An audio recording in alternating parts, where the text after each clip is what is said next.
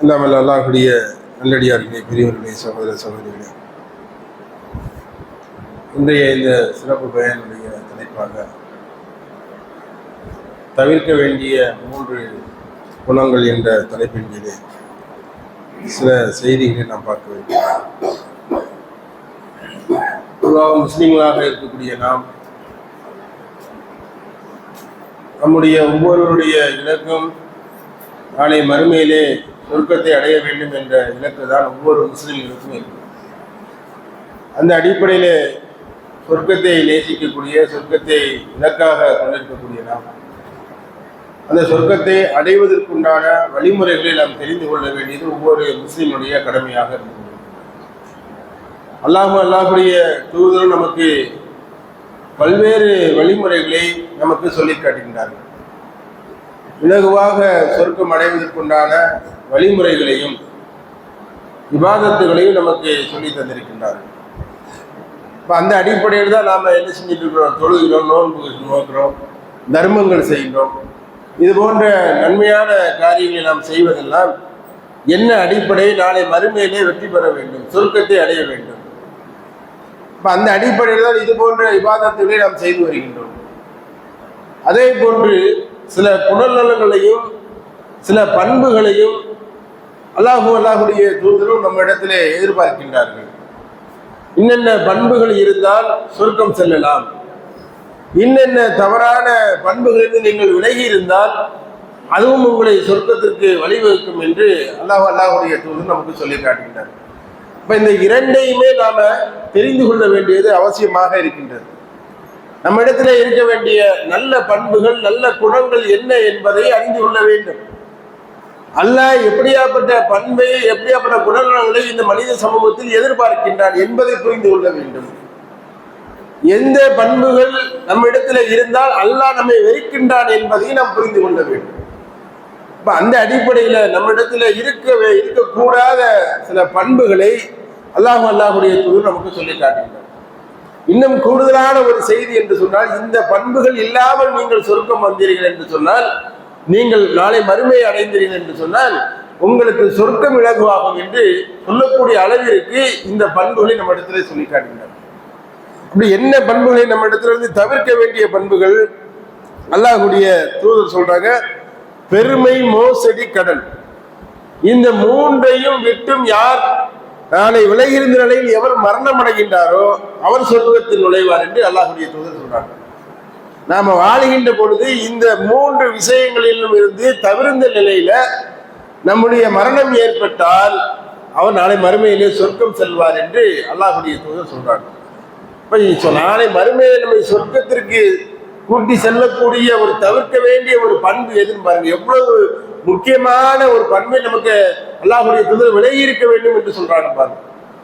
இந்த 3 விஷயங்களிலிருந்து நீங்க விலகிருங்க, வாழ்நாள் முழுவதும் நீங்கள் விலகியே இருந்த அப்படியாப்பட்ட நிலையில நீங்கள் மரணித்து விட்டால் உங்களுக்கு சொர்க்கம் என்றார். அப்ப இந்த 3 விஷயங்கள்ல நாம எப்படி இருக்கிறோம்? ஒரு முஸ்லீம்களாக இருக்கக்கூடிய நாம் நம்ம இடத்துல இந்த 3 விஷயங்கள் இருக்கின்றதா என்பதை நாம சுய பரிசோதனை செய்து கொள்ள வேண்டிய ஒரு நேரமாக இருந்து கொள்கின்றீர்கள். அப்ப அதுல முதல்ல என்ன இருக்குது? ஆணவம் என்று சொல்லக்கூடிய தற்பெருமை, பெருமை இருக்கின்றது.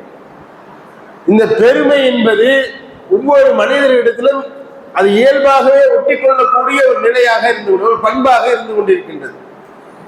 பெருமை நமக்கு என்ன, எங்க இருக்கு நமக்கு பெருமை என்று நாம நினைத்தால் கூட நம்முடைய சொல், நம்முடைய செயல், நம்முடைய விஷயங்களை பார்க்கின்ற பொழுது, நடைமுறையை பார்க்கின்ற பொழுது நாம இது நம்ம பெருமையாகத்தான் நடந்தோம் என்று சொல்லக்கூடிய அளவிற்கு நாமளே எதிர்பாராத ஒரு நிலையில இருக்கக்கூடிய பண்பு நம்ம இடத்துல ஒட்டி இருக்குது. அப்ப இந்த ஆணவம் என்பது, தற்பெருமை என்பது யாரிடத்திலும் இருக்க கடுகு அளவு கூட இருக்கக்கூடாது என்று அல்லாஹுடைய தூதர் சொல்றாங்க. அல்லாஹுடைய தூதர் சொல்றாங்க, யாருடைய உள்ளத்தில் அணு அளவு இறையச்சம் இருக்கின்றதோ அவர்கள் நரகம் போக மாட்டார்கள். யாரிடத்தில் அணு அளவு பெருமை இருக்கின்றதோ அவர்கள் சொர்க்கம் நுழைய மாட்டார்கள். எப்படி அல்லாஹுடைய தூதர் நமக்கு வளர்க்கிறாங்க பாருங்க. ஒரு அணு அளவு இறையச்சம் இருந்தால் கூட, அல்லாஹை பற்றிய நம்பிக்கை இருந்தால் கூட அவர்கள் நரகத்திலிருந்து விடுதலை ஆயிடுவாங்க. என்றைக்காவது ஒரு நாளாக விடுதலை ஆயிடுவாங்க. ஆனா அணு அளவு உங்களுக்கு பெருமை இருக்குமே என்று சொன்னால் நீங்கள் என்ன செய்ய முடியாது, நான் சொர்க்கத்தின் பக்கம் செல்ல முடியாது. அப்ப இந்த பெருமை என்பது நம்ம இடத்துல இருக்குமே என்ற அணுகளவு நமக்கு இருக்குமே என்று சொன்னா கூட நம்மால என்ன செய்ய முடியாது, சொர்க்கத்தின் பக்கம் செல்ல முடியாது என்பதைத்தான் நாம் பார்க்க முடிகின்றது. இந்த சைத்தானுடைய விஷயங்களை எடுத்துக்கோங்க, இப்லீஸுடைய விஷயத்தை எடுத்துக்கோங்க. இப்லீஸ் எப்படியாப்பட்ட அல்லாஹ்வுக்கு அடிபணியக்கூடியவனத்தான் இருந்தான், அழகான முறையில உயர்ந்த இடத்துல இருந்தான். அல்லாஹ் அப்படி வச்சிருந்த மலக்குமார்களோடு இணையான ஒரு இடத்துலதான் அல்லாஹ் இந்த இப்லீஸை வச்சிருந்தான். அப்ப அல்லாஹ் ஒரு மனிதனை படைத்து அந்த மனிதனுக்கு நீங்கள் அடிபணியுங்கள் அல்லது சுஜூது செய்யுங்கள் என்று சொல்லுகின்ற பொழுது மாணவர்கள் எல்லாம் சுஜூது செய்தார்கள். ஆனால் இப்லீஸ் என்ன செய்ய மாட்டான்டா, சுஜூது செய்ய மாட்டான்டான். அப்ப அல்லாஹ் கேட்கிற எல்லாரும் சுஜூது செய்தாங்க, ஒன்றை சுஜூது செய்ய விடாமல் செய்தது எது என்று கேட்கின்ற பொழுது அந்த இப்லீஸ் சொன்ன வார்த்தை என்ன, இவனு நானும் ஒண்ணு, இவன் மண்ணால படைச்சிருக்கிற, நான் நெருப்பால் படைக்கப்பட்டிருக்கேன், அதனால நான் இவனுக்கு சுஜூது செய்ய மாட்டேன் என்ற அந்த பெருமை இருக்கு பாருங்க. அந்த பெருமையின் காரணமாகத்தான் இன்றைக்கு உலகத்தில் உள்ள அத்தனை மனிதர்களுக்கும் எதிரியாக இருக்கக்கூடிய அளவுக்கு, அவர்களை விட்டு பாதுகாப்பு பெறக்கூடிய அளவிற்கு விரட்டடிக்கப்பட்ட ஒரு நிலையில அல்லாஹ்வின் சாபத்தை பெற்றக்கூடிய அளவுக்கு இன்றைக்கு சைத்தான் மாறிட்டானா இல்லையா? எவ்வளவு உயர்ந்த இடத்துல அல்லாஹ் வச்ச அந்த ஒரு பெருமை கொண்ட காரணத்தினால், உள்ளத்துல அந்த பெருமை கொண்ட காரணத்தினால இன்னைக்கு சிறுமையாகப்பட்டு நாளை மறுமையில நஷ்டமடையக்கூடியவர்களாக அந்த சைத்தான் மாறிவிட்டார். இப்ப பெருமை என்பது மனிதனுக்கு எந்த அளவுக்கு அவர்களை பின்தள்ளக்கூடியவர்களாக இருக்கின்ற பாருங்க. நீங்க அப்படிதான் நடந்து நம்முடைய உள்ளத்திலே பாருங்க, கொஞ்சம் பணம் படைத்தவர்கள்னா அவர்களுக்கு உண்டான பெருமை எப்படி இருக்கும் பாருங்க. தன்னை கீழ்நிலையில உள்ளவனை பார்க்கக்கூடிய பார்வையை பாருங்க. கொஞ்சம் பணம் வந்துருச்சு அப்படின்னு சொன்னா தன்னுடைய கீழே இருக்கக்கூடியவர்களை பார்த்து அவர்கள் என்ன செய்யறாங்க, ஏளனமாக நினைக்கக்கூடிய ஒரு சூழ்நிலை. காரணம் என்ன, இந்த பெருமை வந்தது. நான் வசதி படைத்தவன், நான் அவ்வளவு பொருளாதாரத்தில் இருக்க, நான் பதவி உள்ளவன் அப்படிங்கிற ஒரு பெருமை தலைக்கு ஏறிய காரணத்தினால்தான் அவருடைய வார்த்தைகள், அவருடைய பார்வைகள், அவருடைய நடத்தைகள் எல்லாமே என்ன ஆயிடுது, பிற நபர்களை இழிவாக நினைக்கக்கூடிய அளவிற்கு வந்துடும். அப்ப இதுல இருந்து தெரிவது என்ன இருக்குது, நமக்கு அல்லாஹ் ஒரு அடையாளத்தை தருகிறான் என்ற ஒரு சிறப்பை தருகிறான் என்று சொன்னால் அது யாருக்கு, அது யாரால் வழங்கப்பட்டது, அல்லாஹ்வால் வழங்கப்பட்டது. நமக்கு பொருளாதாரம் அதிகமா இருக்குது, அது யாரால வழங்கப்பட்டது, அல்லாஹ்வால் வழங்கப்பட்டது. அறிவால், நம்முடைய அறிவால வந்துச்சா, நம்முடைய திறமையால வந்துச்சா? இப்ப எத்தனையோ நபர்கள் நல்ல படித்த திறமை உள்ளவர்கள்லாம் முன்னேறிய சரித்திரம் உண்டா? இப்ப இன்னைக்கு உலகத்துல பாக்குறோமா இல்லையா? உலகத்துல பாக்குறோம், பெரிய அறிவாளிகளா இருப்பான், ஆனாலும் ஒரு இடத்துல வேலைக்கு நிற்பான். அறிவில்லாம இருப்பான், அவனுக்கு எந்த விதமான அனுபவம் இருக்காது, எந்த விதமான அறிவு இருக்காது, எந்த படிச்சிருக்க மாட்டான், ஆனால் அவனுடைய பொருளாதார நிலைகள் உயர்வா இருக்கும். அப்ப இதை கொண்டு நாம் பார்க்க வேண்டாம, அந்த உயர்வு என்பது, பொருளாதார உயர்வு என்பது, தாழ்வு என்பது, இதையெல்லாம் யாருடைய அதிகாரத்தில் இருக்குது, அல்லாஹ்வுடைய அதிகாரத்தில் இருக்குது. இப்ப நமக்கு பொருளாதார உயர்வு ஏற்பட்டால் நமக்கு அல்லாஹ் அந்த சிறப்பை தந்திருக்கிறான். இப்போ பொருளாதார வலிமை வந்து விட்டால் எல்லாம் சரியாயிருமா? நமக்கு எல்லாருமே இருக்குது என்று சொல்ல முடியுமா? நமக்கு எதுவுமே எந்த குறையும் இல்லை என்று நம்மளால சொல்ல முடியுமா? ஒரு வசதி படைத்தவன் இருக்கிறான், அவன்கிட்ட நீங்க சொல்லிப்பா, அவன்கிட்ட நம்ம கணக்கெடுத்து பார்ப்போம், பொருளாதாரம் உயர்வா இருக்கு, வேற என்ன இருக்குது உயர்வா இருக்கு அப்படின்னு பார்த்தா இப்போ வேற எதுவுமே இருக்காது. படிப்பறிவு இல்லாம இருக்கும், அல்லது ஆரோக்கியம் இல்லாம இருக்கும். இதுலெல்லாம் கீழ்நிலையில தானே இருக்கிறான், உயர்ந்த இடத்துல தான் இருக்கிறான். பணம் கொட்டு தான் செய்யுது, ஆனா அவனுடைய ஆரோக்கிய நிலைமை எப்படி இருக்குது? ஒரு நாளைக்கு 50 டேப்லெட்டை போடலன்னா அவனால உயிர் வாழ முடியாது. அப்ப அவனுடைய ஆரோக்கிய நிலைமையாக இருந்தா, அல்லது அழகு குறையா இருக்கலாம், அல்லது உடல் ஊனமாக இருக்கலாம், அல்லது ஏதாவது ஒரு குறை உள்ள மனிதர்களாகத்தான் இருப்பானே தவிர அவர் குறைகள் இல்லாத ஒரு நிலையில இருக்கவே முடியாது. எதுவுமே சொல்ல முடியுமா? எனக்கு எல்லாமே இருக்கு என்று சொல்ல முடியுமா? எல்லாமே எனக்கு சரியா இருக்கு என்று சொல்ல முடியுமா? இப்ப எவ்வளவு ஒரு நிலையில தான் நீ ஒண்ணு எல்லாம் வச்சிருக்க, ஆனால் ஏகப்பட்ட நிலையில கீழ்நிலையில இருக்கிறிய. இப்ப உனக்கு ஆரோக்கியம் இல்ல, நீ யாரை இலகுவான்னு நினைக்கிறியோ, ஒரு வறுமை என்று நினைக்கிற, அவன் ஆரோக்கியமா இருக்கான. உன்னிடத்துல இல்லாதது இவனிடத்துல உயர்வாக இருக்கிறது, உன்னிடத்துல படிப்பு இல்ல இவனிடத்துல படிப்பு உயர்வாக, கல்வி அதிகமா இருக்குது. இன்னைக்கு செல்வம் அடைத்தவர்கள் அவர்களால ஒரு ஒரு வாய்ப்பாடு பார்க்க முடியல, ஒரு கூட்டல் கணித்தல் பார்க்க முடியல, அதற்கு அவர்கள் படித்தவர்கள் தான் வைக்கிறாங்க. அவ்வளவு வசதி இருக்குது, அதனால அவனால என்ன செய்ய முடியல, கணக்குல அறிவு இல்லை, அவனால என்ன செய்ய முடியும், இன்னொரு கணக்குல உயர்வாக இருக்கக்கூடிய, அறிவுல உயர்வாக இருக்கக்கூடிய வேலைக்கு அமர்நாத்திரம் அவனால செயல்பட முடியுது. இதுல எங்க இருக்குது உயர்வு, எங்க இருக்குது தாழ்வு? இதை நம்ம சிந்திச்சு பார்க்க வேண்டாமா? உயர்வான ஒரு நிலைக்கு போன பெருமையாக நினைப்பது என்பது நாம் அப்படி நினைக்க கூடாது. நாம இன்னைக்கு இந்த நிலையில இருக்கிறோமா, நமக்கு ஏகப்பட்ட நிலைகள்ல நம்ம தாழ்வாக இருக்கிறோம். அதை சிந்திச்சு பார்த்து அதே மாதிரி இன்னொன்னு நாம முடிவுக்கு வரணும். நாம இந்த நிலையில இருப்போங்கிற நினைப்பு இருக்குமா, உறுதி இருக்குமா? நான் இன்னைக்கு பெரிய கோடீஸ்வரரா இருக்கிறேன், எனக்கு இந்த நிலை தான் நான் மரணம் செய்கின்ற வரை என்ற ஒரு நிலை நம்மளால சொல்ல முடியுமா? கொஞ்சம் சிந்தித்து பாருங்க. ஒரு 5 வருஷம் இருப்பான், 6ஆம் வருஷம் பார்த்தா கீழ் நிலைக்கு வந்துடுவான். இல்லை இவ்வளவு உயரமா இருந்தியா, என்ன ஆச்சுன்னு கேட்டா எல்லாம் லாஸ் ஆகி போச்சு. அப்போ ஒரு நிலையில இருக்கக்கூடியவர்கள், ஒரு சிறப்பை பெற்றிருக்கக்கூடியவர்கள் என்ன செய்ய முடியாது, அந்த நிலைதான் உறுதி என்பதை சொல்ல முடியாது. அப்ப நம்ம அதெல்லாம் என்ன செய்யக்கூடாது, யாரையும் ஏளனமாக பேச, அந்த பெருமை நம்ம இடத்துல வந்துடக்கூடாது. நமக்கு நிறைய உதாரணங்கள் இருக்கின்றது. பிறவனுடைய நிலைமை என்ன, அது பெரிய உதாரணம். இப்லீஸினுடைய உதாரணம் என்ன, அது மிகப்பெரிய ஒரு உதாரணம். அப்ப இதையெல்லாம் நம்ம புரிந்து கொள்ள வேண்டும். நம்மை படைத்த ரப்புக்கு மட்டும்தான் பெருமை இருக்கின்றது. இந்த உலகத்தையும் உலகத்தில் உள்ள அனைத்தையும் படைத்த அவனுக்கு தான் பெருமை உண்டே தவிர நமக்கு எந்த பெருமையும் இருக்க முடியாது என்பதை நாம் என்ன செய்யணும், நினைத்து கொள்ள வேண்டும். நம்ம அந்த அளவுக்கு நாம் இந்த பெருமை என்ற நிலையிலிருந்து முற்றிலுமாக தவிர்த்து கொள்ள வேண்டிய ஒரு நிலையாக நாம் இருக்க வேண்டும். அணு அளவு கூட நம்ம இடத்துல இருந்துடக்கூடாது. எந்த ஒரு பெருமையான ஒரு நிலை வந்துட்டா கூட நம்ம இடத்துல இருக்கக்கூடிய சிறப்பை வைத்து, ஒரு அழகை வைத்து, அல்லது ஆரோக்கியத்தை வைத்து, அல்லது செல்வ நிலையை வைத்து, அல்லது பதவி நிலையை வைத்து நாம் இந்த உலகத்துல உயரத்துல இருக்கிறோம் அப்படிங்கிற அந்த கடுகு அளவு இருக்கக்கூடிய அந்த பெருமை கூட நம்ம இடத்துல வந்துடக்கூடாது. இது நிரந்தரம் இல்லை, இது நமக்கு அல்லாஹ்வால் வழங்கப்பட்டது. அல்லாஹ்வுக்கு தான் எல்லா பெருமையும் இருக்கு.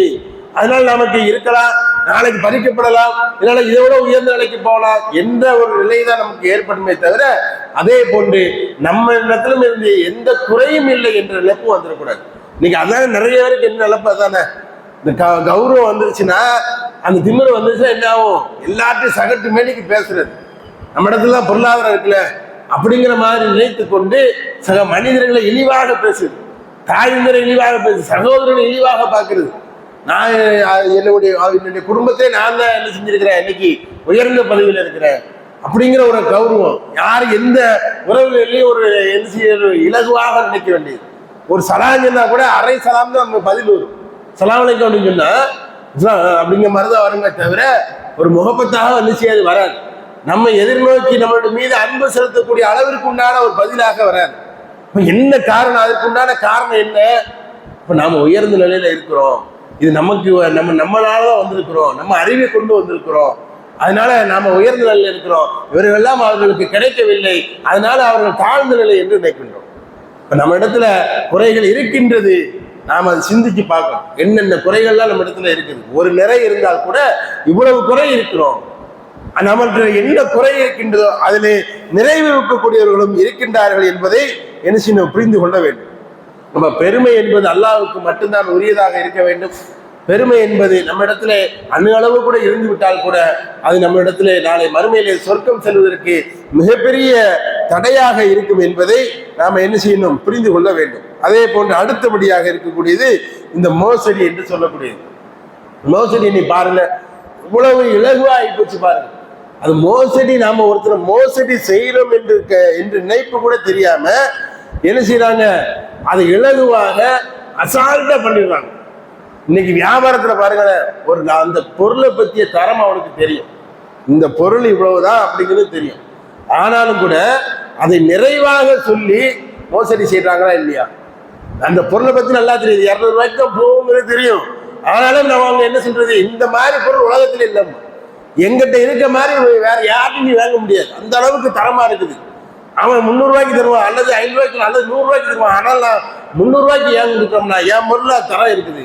ஆனா அவன் வச்சிருக்கிறது இவன் வச்சு ஒரே பொருளா தான் இருக்கும், ஒரே தரமா தான் இருக்கும். ஆனால் இவர்கள் அதை மேற்கொண்டு பொய்யை சொல்லி ஒரு மோசடி நிலைக்கு அவர்கள் தள்ளப்படுகின்றார்கள். அப்போ வாங்கிட்டு போறவன் என்ன வாக்குறுதியில் வாங்கிட்டு போறான், இவர்கள் சொல்லுகின்றார்கள் தரமானது என்று சொன்னார்கள், அதனால அடிப்படையில் வாங்கிட்டு போறாங்களா இல்லையா? ஆனால் வீட்டுக்கு போனோம்னா அதனுடைய நிலைமை என்ன, அது அந்த மதிப்பை காட்டுகின்ற பொழுது அவர்கள் அடையக்கூடிய அந்த வேதனை இருக்கு பாருங்க. இவளை ஏமாத்திட்டானே, மோசடி செஞ்சுட்டானே, என்ன ஒரு நிலை தானே ஏற்படும். அப்போ அதுதான் அல்லாஹ்வுடைய தூதர் சொல்றாங்க, அப்படி பாதிக்கப்பட்டவர்களுக்கும் நாளை அல்லாஹ்வுக்கும் இடையில எந்த திரை இருக்காது. அவர்கள் இப்படி கேட்டாங்க, நீங்க ஏமாத்திட்டானே, நல்லா இருப்பானா, அல்லாஹ் அவர்களை சாபம் முடிப்பான்னு சொல்லிட்டான் அப்படின்னா அதற்கு எந்த திரையும் இல்லைங்கிறாங்க. இதை நாம கொஞ்சம் கூட சிந்திக்கிறதே இல்லை. நமக்கு வேண்டியது பொருளாதாரம், அதற்காக வேண்டி என்னெல்லாம் செய்யும், என்ன எப்படினாலும் வியாபாரமா. இன்னைக்கு வியாபாரம் ட்ரெண்ட் ஆகி போச்சு, வியாபாரம் நுணுக்கமாகி போச்சு. இப்படி பேசுவது என்பது, இப்படி செய்து மோசடி செய்வது என்பது, குறையை மறைத்து வியாபாரம் செய்வது என்பது இன்றைக்கு இலகுவாக மாறிவிட்டது என்பதை தான் நம்மால சொல்ல முடியும். அப்ப இப்படியாப்பட்ட மனிதர்களும் இருக்கின்றார்கள். அல்லாஹ்வுடைய தூதர் சொல்றாங்க, நயவஞ்சகனுடைய விஷயங்கள்ல நயவஞ்சகனை பார்த்தால் அவனுக்கு சில பண்புகள் இருக்கும். அவன் என்ன செய்வான்னா, பேசினால பொய் பேசுவான், இன்னொரு வாக்கு கொடுத்தால் மாறு செய்வான், நம்பினால் மோசடி செய்வான். இந்த மூன்றும் நயவஞ்சகனுடைய அடையாளம் என்று சொல்லுகின்றார். இந்த மூணுமே பாருங்க, பொய் சொல்லுவான். வியாபாரத்தில் அப்படிதான், அதை தானே சொல்றான். பொய் சொன்னாலே மோசடி தான். பொய் சொல்லுவோம், வாக்கு அதான வாக்கு. அப்ப இது நல்ல பொருள் தான்ப்பா, இது 200 ரூபாய்க்கு பெருன்னு சொல்றான், அது என்ன வாக்குறுதி தானே. அந்த வாக்குறுதி மீறத்தான 100 ரூபாய்க்கு தான் அவனுக்கு தெரியும், இது 100 ரூபாய்க்கு தான் மதிப்பு, ஆனாலும் 200 ரூபாய்க்கு சொல்லுவான். அந்த வாக்கு மீறுறான், மோசடி செய்வான். இது நயவஞ்சகனுடைய அடையாளம் என்று அல்லாஹ்வுடைய தூதர் சொல்றாங்க. அப்ப இப்படியாப்பட்ட நிலைகள் எல்லாம் நாம என்ன செய்யணும், பார்க்க வேண்டும். அப்படி மோசடி செய்யக்கூடிய, அப்ப இப்படி எல்லாம் இருக்கக்கூடியவர்களுக்கு என்ன இருக்காது, ஈமான் இருக்காது. அதான் மிக முக்கியமான ஒரு கடமை. இந்த மாதிரி விஷயங்கள்ல மோசடி செய்கின்றவர்கள், பெருமையில் இருக்கிறவங்களுக்குள்ள உண்மையான ஈமான் இருக்கு. உண்மையிலே அல்லாஹ்வை நேசிக்கக்கூடியவர்கள் அப்படி செய்ய மாட்டாங்க. உண்மையிலே அல்லாஹ்வை நேசிக்கக்கூடியவர்கள் மோசடி செய்வார்களா, அவர்கள் பெருமை கொள்வார்களா? அல்லாஹை பற்றி எல்லாம் தெரிஞ்சிருச்சுன்னு வைங்க, ஆய்வு செய்து அவர்கள் அல்லாஹை பற்றிய செய்தியில் அவர்கள் உண்மையிலே ஈமான் இருக்குமே என்று சொன்னால், அல்லாஹை பற்றிய அச்சம் இருக்குமே என்று சொன்னால், மறுமையை பற்றிய பயம் இருக்குமே என்று சொன்னால், நரகத்தை பற்றிய பயம் இருக்குமே என்று சொன்னால், அவங்க பெருமையை கொள்ள மாட்டாங்க. அவங்க பூமியில, அதுதான் அல்லாஹ் சொல்ல, பூமியில் அவர்கள் சென்றால் என்ன செய்வாங்க, கௌரவமாக அவர்கள் இதா செய்வார்கள். பூமியில் நடக்கும் போதே கௌரவமாக நடப்பாங்க, கர்வம் கொண்டு நடப்பார்கள். அந்த மாதிரி போக மாட்டாங்க, அமைதியா போவாங்க. ஏன், நாம இந்த பூமியில கொஞ்ச காலம் தான் இருக்க போறோம், நாம அல்லாஹ்வுடைய அடிமை, நாம அதனால அது அமைதியா சொல்லுவோம். எந்த விதமான ஆரம்பட்டமும் அவரிடத்துல இருக்காது. ஏன், எல்லா விஷயத்தையும் அவங்களுக்கு தெரிஞ்சவர்கள். நம்ம இடத்துல இருக்கக்கூடிய சிறப்புகள் இருந்தாலும் அது அல்லாஹ்வால கொடுத்திருக்கிறார். இது இன்னைக்கு இருக்கும், நாளைக்கு இன்னொரு இடத்துல போயிடும். அதனால இதை கொண்டு நம்ம பெருமை சேர்க்கக்கூடாது. இந்த சிறப்பு இருப்பதனால நாம இன்னொருத்தரை இழிவாக நினைத்திடக்கூடாது அப்படிங்கிற மாதிரி நினைக்கணும். இன்னைக்கு நிறைய பேர் அப்படிதான் நினைக்கிறோம். அப்படியாப்பட்ட நிலைமைகள் வந்துடக்கூடாது என்பதையும் புரிந்து கொள்ள வேண்டும். அதே மாதிரி இந்த மோசடி செய்ததிலிருந்தும் நாம என்ன செய்ய வேண்டும், கடுமையான முறையில இதிலிருந்து விலகிக் கொள்ள வேண்டும். அதே மாதிரி கடனுடைய விஷயங்கள், கடனுடைய விஷயங்கள்ல இன்னைக்கு பாருங்க, நம்முடைய சமூகத்துல அல்லது மனித சமூகத்துல எந்த அளவுக்கு இலகுவா பயிற்சி பாருங்க. கடன் வாங்கும் போது அவ்வளவு வாக்குறுதி கொடுப்பான், அதை செஞ்சிருவோம், இதை செஞ்சு இப்படி இந்த ஒரு வாரத்துல வந்து அந்த 6 வாரத்துல வராதெல்லாம் சொல்லுவோம். நமக்கு என்னென்ன வருமானம் வருமோ அத்தனை வருமானம் சொல்ல மாட்டான், வராத வழிகள் எல்லாம் சொல்லு. இந்த இப்ப வந்துடும்ல, அந்த வந்துடும், இதனாலதான் லேட்டு, அதனாலதான் லேட்டு, நீங்க கொடுங்க, அப்படி வந்தோன்னு மாத்தி விட்டுருவோம், ஒரு வாரத்துல வந்துடும். எவ்வளவு வார்த்தைகள் சொல்றோம் பாருங்க. கடன் வேண்டியது வர அவ்வளவு விஷயங்களை சொல்றோம். ஆனா கடன் கொடுத்த பிறகு, கடனை வாங்கின பிறகு அதுக்குண்டான சிந்தனையே சில பேர் மறந்துடும். கடன் வாங்கின மாதிரியே தெரியாது. அப்படியாப்பட்ட ஒரு நிலைகள் எல்லாம் சில மனிதர்களுக்கு இருக்குது. கடனை வாங்கிட்டு அதுக்கப்புறம் மறக்கக்கூடிய ஒரு நிலையில இருக்கு. அதுக்கப்புறம் அவனுக்கு கடன் கொடுக்கணுமேங்கிற எண்ணமே இல்லாம மாறிடு. இப்படியாப்பட்ட நிலைகள் இருக்கக்கூடாது.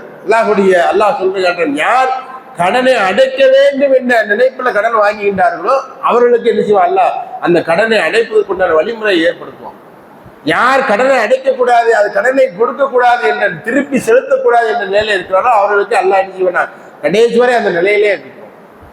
இதுல நாம என்ன செய்யணும், புரிந்து கொள்ளக்கூடியவர்களாக இருக்கும். கடன் எந்த அளவுக்கு இருக்கும் என்று சொன்னால், நாளை மறுமையில சொர்க்கத்தை கூட நிப்பாட்டி வைக்கக்கூடிய அளவுக்கு நம்ம சொர்க்கவாதியா இருக்கிறோம். ஆனாலும் என்ன செய்ய முடியாது, அந்த கடன் வாங்கிய நிலையினால சொர்க்கம் செல்ல முடியாத ஒரு நிலை. நிறைய ஹதீஸ்களை படிச்சிருக்கிறோம். அல்லாஹ்வுடைய தூதர் கடனுக்கு பொறுப்பாளி இல்லைன்னு வைங்க, அந்த ஜனாசாக்கு தொலை வைக்க மாட்டாங்க. அப்படியாப்பட்ட நிலை இருந்துச்சு. அப்ப கடன் எந்த அளவுக்கு முக்கியத்துவம் இருக்கு பாருங்க. இப்ப இந்த கடனால சகீதனுடைய அந்தஸ்தோடு நிப்பாட்டி வைக்க முடியுது. அல்லாஹ் போறோம், சத்தியத்திற்கு எதிராக அசத்தியத்திற்கு எதிரான ஒரு போர்ல போய் அவன் எதிரிகளோடு சண்டையிட்டு அவர்கள் உயிரை வர்ணிக்கின்றார்கள். இவர்களுக்கு உண்டான அந்தஸ்து என்ன, சகீதனுடைய அந்தஸ்து. ஆனா அந்த சகீதனுடைய அந்தஸ்து நாளைக்கு மறுமையில நிப்பாட்டி வைக்கக்கூடிய அளவிற்கு அவர் மேல கடன் இருக்குமே என்று சொன்னால், அது தீர்க்கப்படாத ஒரு நிலையில இருக்குமே என்று சொன்னால், அந்த சகீதனுடைய அந்தஸ்துல அந்த சொர்க்கம் கூட நினைச்ச முடியும், நிப்பாட்ட முடியக்கூடிய அளவுக்கு இந்த கடன் இருக்கு. அப்ப எந்த அளவுக்கு இருக்குன்னு பாருங்க. நமக்கு நாளை மறுமையில மிகப்பெரிய ஒரு தடையாக இருப்பது என்பது இந்த கடனாகத்தான் இருக்கு. இப்ப இதை நாம புரிந்து கொள்ள வேண்டும். இந்த கடனோட நாம போயிட்டோம் அப்படின்னு சொன்னா, நிறைய நாளை மறுமையில போய் பண்ணினோம்னா நமக்கு எல்லாருக்கும் நன்மைகள் நிறைய கொண்டு போவோம். ஆனால் நம்ம இடத்துல இந்த மாதிரியான கடனை கொடுத்து கடனை வாங்காம இருந்தவர்கள், அதே மாதிரி மோசடி செய்தவர்கள், இப்படியாப்பட்டவர்கள் தான் நாளைக்கு என்ன செய்வாங்க, மறுமையில நமக்கு மிகப்பெரிய ஒரு எதிரியா வந்திருக்கும். எனக்கு அன்னைக்கு மோசடி செஞ்ச ஒரு பொருளை கொடுத்து ஏமாத்தினா, யாரெல்லாம் இவன்கிட்ட வந்து நான் 200 ரூபாய்க்குள்ள பொருள் நினைச்சு வாங்கினேன், ஆனா 50 ரூபாய்க்கு கூட பிரச்சனை இல்லை, ஆனா 300 ரூபாய் லெவலுக்கு பேசினான், என்னை பேசி ஏமாத்தி மோசடி செய்து விட்டான். அதனால என்று அல்லாஹ்விட்ட கம்ப்ளைண்ட் பண்ணும் போது அல்லாஹ் என்ன செய்வான், நம்ம இடத்துல இருந்த நன்மையெல்லாம் எடுத்து அவர்கள் பக்கம் செய்வோம். இப்படி ஒவ்வொரு விஷயங்கள் நாம எதுல மோசடி செய்தோமோ, அல்லது நாம கடனை கொடுத்து கடனை வேங்க ஏமாத்தினமோ, எல்லா நம்மால பாதிக்கப்பட்ட அத்தனை நபர்களும் நாளை மறுமையில் அல்லாஹ்விடத்திலே முறையிடுவார்கள்.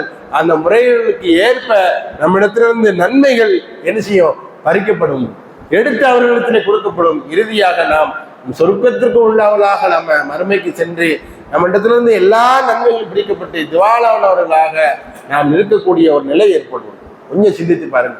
இப்ப நம்ம சிந்திக்கிறதே, நாம நன்மை சேர்க்கிறதே நாளைக்கு மறுமையில சொர்க்கம் போகணும்னா, ஆனாலும் அப்படியாப்பட்ட நிலையை நாம அடைந்தும் கூட இந்த உலகத்துல இது போன்ற நிலைகள்ல நாம இலகுவாக இருந்த காரணத்தினால், உண்மையிலேயே தானே எல்லாம் நன்மையெல்லாம் தொழுக போறோம், 5 நேரம் தொழுகிறோம், நோன்பு வச்சுருந்தோம், எல்லாம் தர்மம் எல்லாம் செய்யறோம், ஆனாலும் நமக்கு நன்மை தான், எல்லாம் நன்மை சேர்ந்துட்டே தான் இருக்கும், சொர்க்கத்துறையிலாக தான் இருப்போம். ஆனால் இது போன்ற காரியங்கள்ல நாம் இலகுவாக இருந்த காரணத்தினால, இதுல இருந்து நாம தவிர்க்காத காரணத்தினால, இதெல்லாம் நாளைக்கு மறுமையில நமக்கு நன்மைக்கு எதிரியாக வந்து நிற்கக்கூடிய ஒரு நிலை ஏற்பட்டுவிடும் என்பதை புரிந்து கொண்டு நாம் இந்த 3 விஷயங்கள்ல ரொம்ப கவனமாக இருந்திருக்கும். பெருமை என்பது நம்ம இடத்துல வந்துடக்கூடாது. அதே போன்று மோசடி என்பது யாரிடத்துல நம்ம செஞ்சிடக்கூடாது. இன்றைக்கு அது இலகுவாக செய்யப்பட்டு கொண்டிருக்கின்றது. அது தம்பியிலும் பார்க்க மாட்டாங்க, உறவினர்களும் பார்க்க மாட்டேங்கிறாங்க, தாய் தந்தையிலும் பார்க்க மாட்டாங்க, நண்பர்களும் பார்க்க மாட்டாங்க. நம்ம இடத்துல பொருளாதாரம் வந்தா போதும், அது எந்த லெவல்ல வந்தாலும் பிரச்சனை இல்லை, அவன் அழிஞ்சாலும் பிரச்சனை இல்லை, அவன் நம்மை என்ன மாதிரியான நினைத்தாலும் பிரச்சனை இல்லை. நம்ம மோசடி செய்து நாம பெறக்கூடிய அந்த பொருளாதார நிலை இன்றைக்கு வந்து விட்டது.